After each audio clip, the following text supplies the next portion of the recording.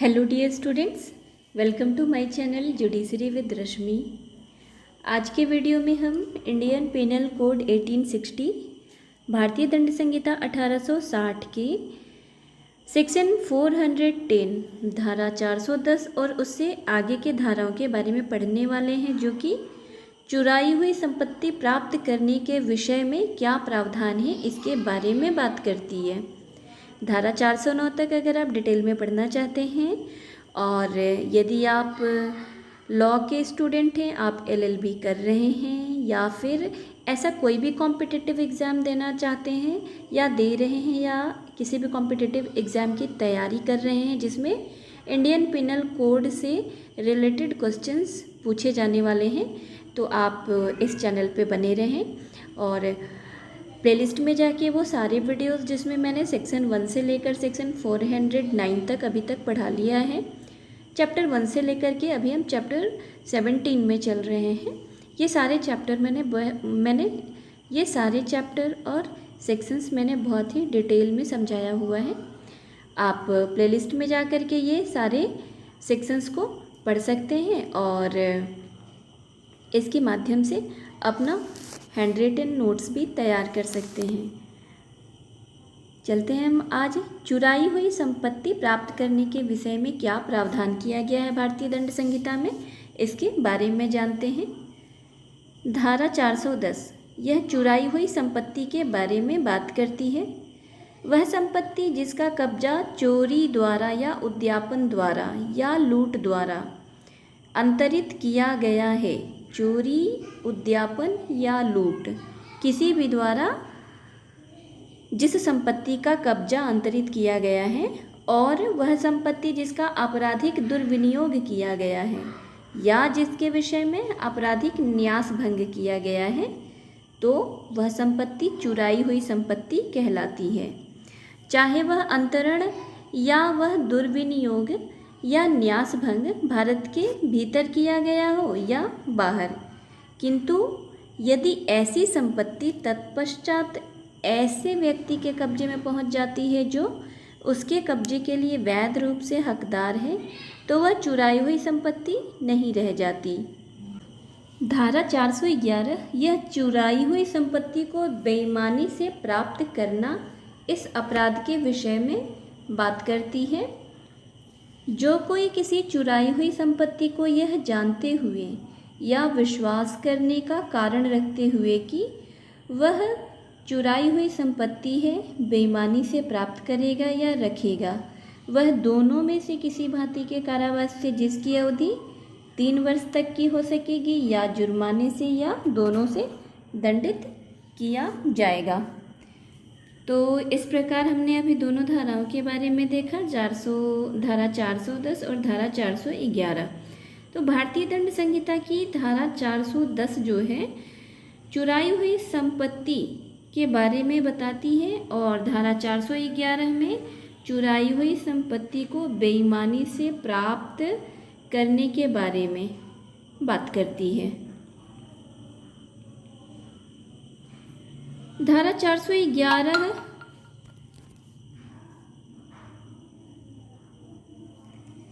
411 को पढ़ने के उपरांत जो आवश्यक तत्व सामने निकल कर आते हैं वो ये, आप इसे नोट डाउन कर सकते हैं। धारा 411 के आवश्यक तत्व, पहला तो यह हो जाएगा कि अभियुक्त ने चुराई हुई संपत्ति बेईमानी से प्राप्त किया था या अपने पास रखा था। और दूसरा आवश्यक तत्व हो जाएगा इसमें कि वह जानता था या उसे विश्वास का कारण था कि संपत्ति चुराई हुई संपत्ति थी। और तीसरा आवश्यक तत्व होगा धारा 411 में कि यह जो चुराई हुई संपत्ति है यह कैसी होनी चाहिए, चुराई हुई होनी चाहिए, यानी संपत्ति चुराई हुई संपत्ति होनी चाहिए।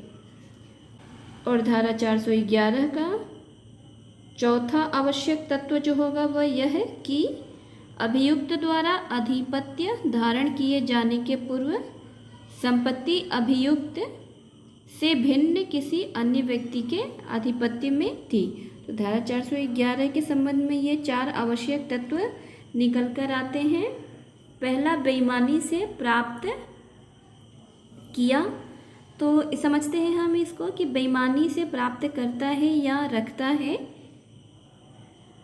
बेईमानी से प्राप्त करता है या रखता है, बेईमानी से प्राप्त करेगा या रखेगा, इसको हम किस तरीके से डिफाइन कर सकते हैं, आप इसे नोट डाउन कर लेंगे, आपके नोट्स के लिए बहुत ही इम्पोर्टेंट होगा।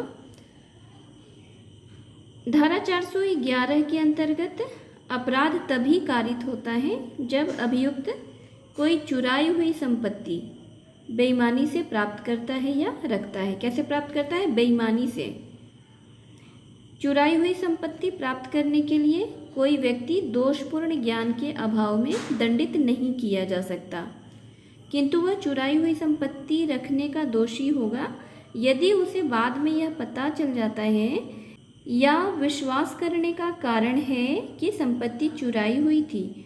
अगर उसे बाद में पता चलता है या उसे विश्वास करने का कारण मिलता है कि संपत्ति चुराई हुई थी और उसके बाद भी अपने पास रखता है, तब वह दोषी होगा।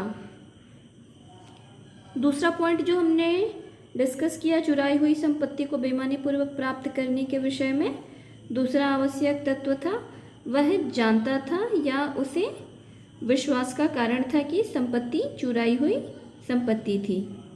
तो धारा 411 में यह अपेक्षा की गई है कि अभियुक्त यह जानते हुए संपत्ति प्राप्त करे कि वह चुराई हुई संपत्ति थी, और इस अवयव को सिद्ध करने के लिए यह सत्यापित करना आवश्यक है कि परिस्थितियां ऐसी थी जिनमें कोई युक्त व्यक्ति यह जान गया होता कि संपत्ति जिसका संव्यवहार कर रहा था चुराई हुई संपत्ति थी। यह अवयव अभियुक्त पर आवश्यक ज्ञान अभ्यारोपित करता है। और हमने जो तीसरा आवश्यक पॉइंट धारा 411 में डिस्कस किया वो यह है कि संपत्ति चुराई हुई संपत्ति थी। तो धारा 411 के अंतर्गत अपराध संरचित करने के लिए यह बिल्कुल आवश्यक है कि संपत्ति धारा 410 के अर्थ के अंतर्गत चुराई हुई संपत्ति हो, और चुराई हुई उद्यापित लूट द्वारा प्राप्त, आपराधिक दुर्विनियोग द्वारा प्राप्त या आपराधिक न्यासभंग द्वारा प्राप्त वस्तुएं इस चुराई हुई संपत्ति के दायरे के अंतर्गत आती हैं।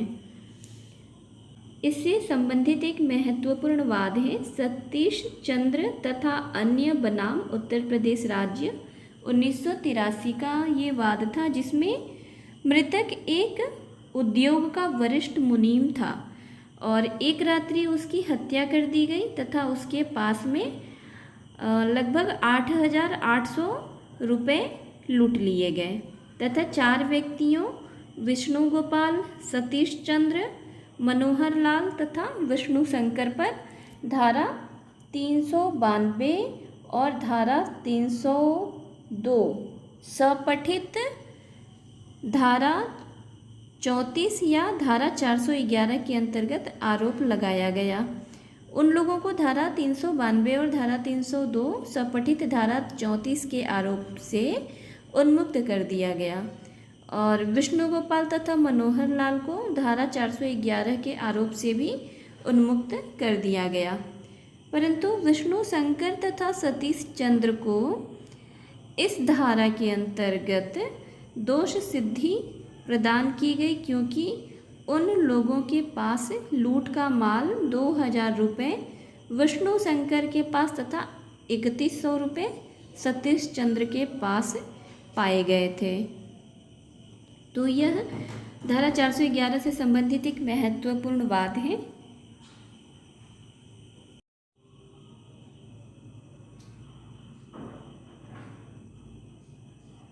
धारा 412 ऐसी संपत्ति को बेईमानी से प्राप्त करना जो डकैती करने में चुराई गई है के बारे में बात करती है।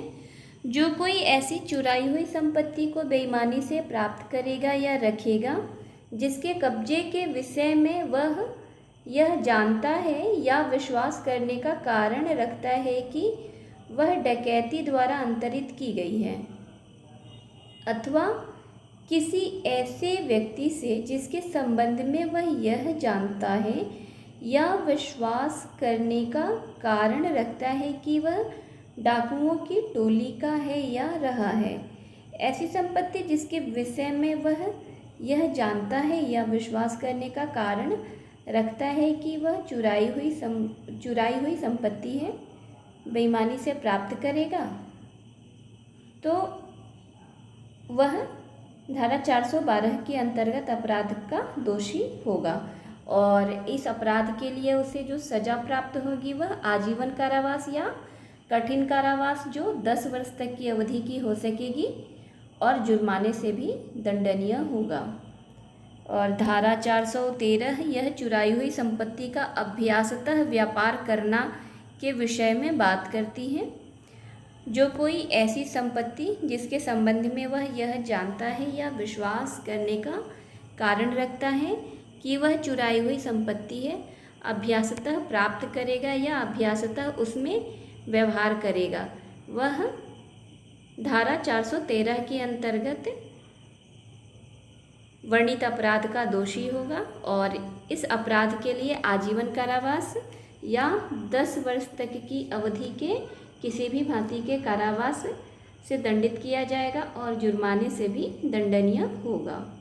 और धारा 414 सेक्शन 414 यह चुराई हुई संपत्ति छिपाने में सहायता करना के अपराध के विषय में बताती है कि जो कोई ऐसी संपत्ति को छिपाने में या व्ययनित करने में या इधर उधर करने में स्वेच्छया अपनी स्वयं की इच्छा से सहायता करेगा। सहायता करने के लिए उस पर किसी का दबाव नहीं होना चाहिए, स्वेच्छा से वह सहायता करता है जिसके विषय में वह यह जानता है या विश्वास करने का कारण रखता है कि वह चुराई हुई संपत्ति है।